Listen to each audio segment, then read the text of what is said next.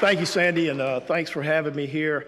I was in trace evidence for about 24 years. Last 2 years, I have been an administrator. I essentially take care of the budget and I pay the bills. So during this presentation, you're going to see me switching hats from time to time as a trace examiner and also as an administrator when we talk about certain issues. When I was asked to do this, I was what is the best way to find out what is the current state of affairs? What are the trends? What are the concerns out in the trace community? So therefore, I sent out a very informal survey to just kind of ask you, the individuals that do trace evidence, what's going on with trace evidence. I thought I knew, and some of what I thought was true and some of it wasn't. But after I received the surveys and I started looking at some of the responses, some of the concerns, I actually created a subtitle for my presentation, and this is a quote from the late great philosopher and comedian Rodney Dangerfield, and that we really don't get any respect. So that's kind of my subtitle. We'll move on to, what is trace evidence? What is the definition of trace evidence? And this is from the 180-day study report from AskLab. It simply says, it's very simplistic and I like it, trace section examines a wide variety of evidence not elsewhere analyzed. And when I was in trace, I always like to kick that up a notch and say that, well, when other sections can't do it, we can.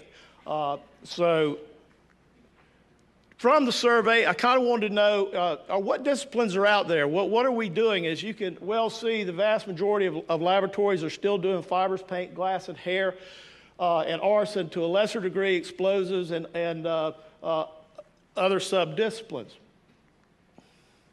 I also asked, what's going on? Are we decreasing our services? As I'm hearing, I'm also hearing that, I've heard we're going away, we're diminishing, we're not expanding and so forth. But from what I gathered, yes, there are some laboratories that are decreasing services.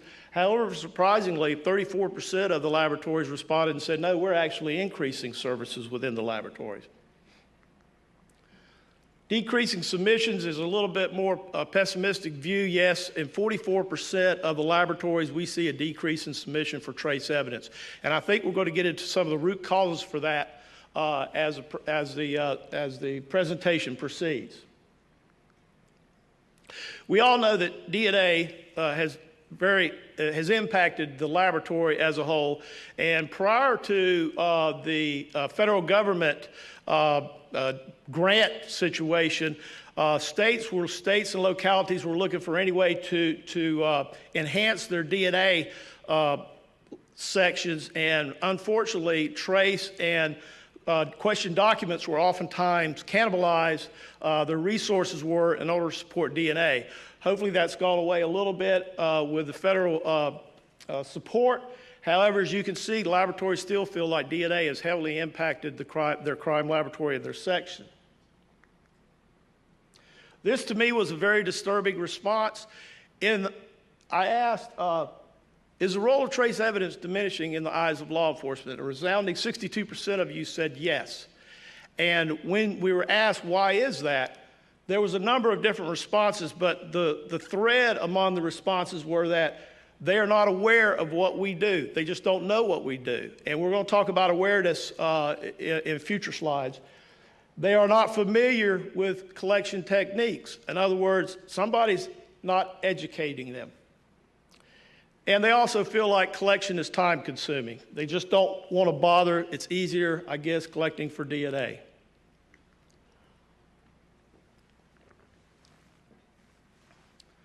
There are other factors that are impacting trace, which are common in most laboratories: decreasing budgets, lack of trained personnel, lack of availability of training and continuing education, which impacts trace evidence proportionally more than other sections because of our diversity.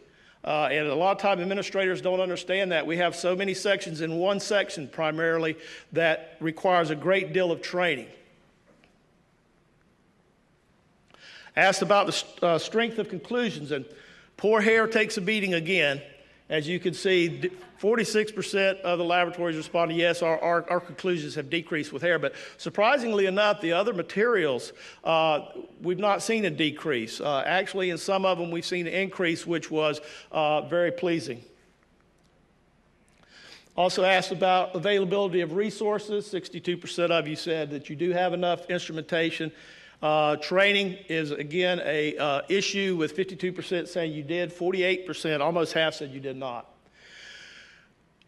Let's switch gears a little bit and look at some of the challenges. That's where we're at now. We're seeing decreasing submissions. Some services are being dropped, however, others are being picked up. But one of the challenges I feel like trace evidence in the United States is facing is our survivability. Are we going to survive in the future? And this is an example of this is an article from a newspaper that came from a state that at one time had a very robust trace evidence section. They had trace evidence in all 10 of their laboratories and had some very fine trained analysts. And now they have none. Okay, it was completely cut. What was interesting as you read the articles, what some of the comments that the administrators made about the dissolving trace evidence. Administrator said, trace requests make up less than 1% of the total cases. How many times have we heard that? Over and over and over again. You just don't produce enough cases. They also said that authorities say cases usually are not solved on trace evidence alone. This administrator also quoted that more than $500,000 in new equipment would be needed to continue the trace program. And then he followed up with that by saying, is it wise to the taxpayers of the state to continue with this when we have rapes, murders, and burglaries that can be solved by DNA? My question would be, what happens when you don't have DNA? Okay? Another challenge is the cost, putting on my administrator's hat, the cost of trace evidence. Trace evidence, this is from the ASCLD 180-day study. Trace evidence is if it's fully equipped, is the most expensive section in the laboratory. Okay, and if you combine arson with trace evidence, which is split out here, you're talking about $1 million for a typical trace section. The cursive number, another challenge. This was a couple of quotes that was taken from the survey. One is, all administrators want is numbers. Okay, we have there's a lot of people out there that said that's true, but my personal spin on that is it depends. I'm a trace examiner and I'm administration. I don't have problems with what trace examiners do or latent print examiners or document examiners. I don't have problems with their numbers. My boss, the director of the laboratory, is a latent print examiner. He doesn't have problems. The problem therein lies when you have someone who is uneducated, someone who really doesn't understand what we do. The laboratory director prior to my current supervisor was a field drug agent. And I remember him bringing me into his office. He said, I want to know why your arson analyst is more productive than your explosives analyst. Productive. And I said, what do you mean? They both work hard. I know them. I work with them every day. No, your arson examiner produces 5 times more cases than your explosives analyst. Therefore, he's more productive. He's a workhorse. Now, I don't know how to counter that. The only way I knew how to counter that is to look at the items, which I personally feel is a better measure of work, is look at the number of items they worked as opposed to the number of cases.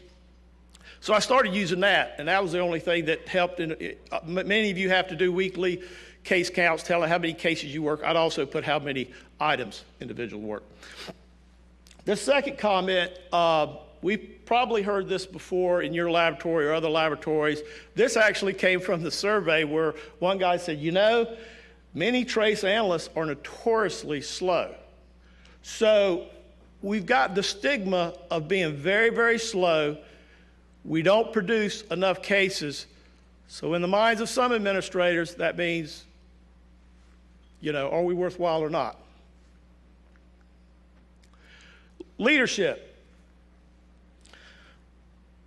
This came from Public Forensic Laboratory Budget Issues. The vast majority of crime laboratories in the United States or manage or have as their top administrator law enforcement. Most of us belong to law enforcement agencies.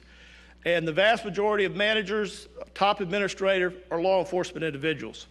And as you can see here in this quote, city and county and also state laboratories are often under the control of law enforcement. The agency head may be a sheriff or police chief who may not be fully aware of the needs of the forensic laboratory. Let me give you an example of how this can impact the laboratory. Say, for example, you have a trace section in a sheriff's department, and you need a microspectrophotometer. You go to the sheriff and say, Sheriff, I need a microspectrophotometer. First thing he's probably going to say is, what? And you say, I need a microspectrophotometer. And he says, how much is it? You tell him, it's $160,000. Well, the first thing he's thinking of is how many patrol cars he can buy with $160,000. And then he asks you, well, what does it do? And you try in a simplistic way to tell him, well, what it does, it compares the colors of paint and fibers. He's very likely to say, bring them to me, I'll tell you what color they are, and save $160,000. Federal DNA grants. Again, in the United States, DNA is very heavily supported by federal DNA grant. There are no guarantees that the DNA grants will survive after 2008. So what happens if we have to go back to legislative appropriated fund or city, county appropriated funds? Very, very serious situation. However, Beth Lavish is a lobbyist for the CFSO. That's a consortium for forensic science organizations. That's the group that represents all of the forensic scientists. She's our lobbyist on Capitol Hill. And after the Democratic takeover of the Senate and the House, we were very concerned about what the status of our grants, our Coverdale or DNA grants are. She has indicated, however, that we have found some friends in Capitol Hill, and hopefully that will be supported, but essentially there's no guarantee. So we're hoping very much that we do have some friends on Capitol Hill. Very much a challenge should we start losing DNA and Coverdale funds. Now, I want to throw out some issues to ponder that we can discuss as a group on the future. What do we need to do in the future of trace evidence? Well, one of the things that kept coming up, one of the strands that kept coming up is that we need to increase the significance of could have. You know, we need to increase what could have means. There's a lot of articles talking about it. There's a lot of debate about how we can do that. And we can talk about these. There's a number of ways we can do that. We can use the various databases, a PDQ database. We also can establish databases with glass and fibers. Then we can develop statistics. However, there's issues with statistics, and I believe there's going to be a paper this week about statistics and how we're going to develop statistics and trace evidence. And we've got some issues with that. Number one, trace evidence is produced in mass quantities, mass numbers. And how do you assign the significance of a white cotton fiber as opposed to a very unusual fiber that you hardly ever see? And Max Hout wrote a paper calling it the tyranny of numbers. In other words, looking at statistics. And I like what one of the quotes he had out of here: if statistics be applied to trace evidence, they must be applied in a way appropriate to the discipline, unbiased interpretation, and accessible to the trier of fact, which in my opinion is a tall order. Improved analysis collection techniques. There are a number of techniques that are actually going to be talked about, either have or is going to be talked about this week, to increase the significance of the evidence that we examine. LAICP, mass spec of glass, is one area. Another area that's been looked into is static secondary eye mass spectrometry. There's been articles on Teflon wipes for evidence collection for explosive residue. Micro XRF and micro XRD are emerging technologies that can be used to do elemental analysis on trace evidence. However, putting my administrator's hat on, when I see this, I see more money, more money, more money. Future of trace evidence. What can we do to strengthen us as an organization? A number of respondents during the thing said we need to adhere more closely to SWGMAT guidelines. Anybody who's ever been on an accreditation inspection knows that we as trace examiners, we do 100 different ways to reach the same conclusion. If you ever look, we do things differently to reach the same conclusion. And what the suggestion is, and we can discuss this, is a closer adherence to what SWGMAT says to do, the procedure they suggest. Again, high throughput, increasing the number of cases that we produce, of course, without losing quality. Another idea is the consolidation of trace. From an economy to scale perspective, it makes a lot of sense. But from a political standpoint, it'd be a hard sell.